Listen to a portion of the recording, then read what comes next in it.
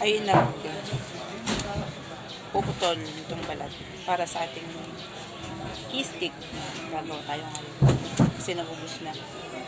At nakaluto na rin tayo ng ulam ng mga tauhan ni Boss.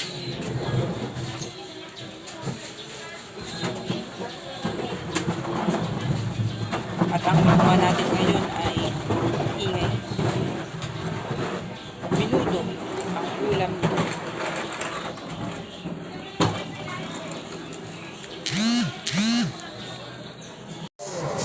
Ayan. Tayo ay ngayon ay nagbabalot na. Kanina ginupit natin yung mga wrapper ng lumpia. Ngayon, babalot na yun natin yung key stick na ating nahiga. Huwag po kayong mag-alala, malinis naman po yung amoy ko. Dito na po tayo nagbabalot ng key stick sa tindahan kasi nga po walang katao. Si Javi rin doon sa likod, gumagawa siya ng isda. Tusan siyang gumawa ng isda. Kaya tayo ay nandito. Pero nakaluto naman na tayo ng sinaing at ng ulam nila. Kakain na lang sila maya-maya. Ito tayo nagro-roll ng stick. Yan.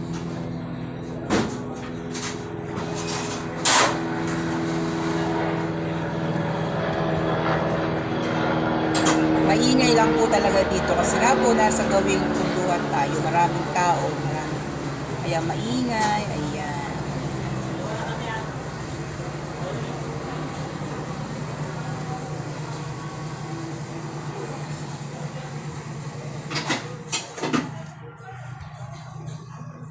Tayo nagro-roll ng cheese stick. Yan.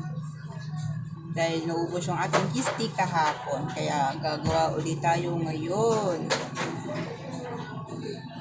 Yeah.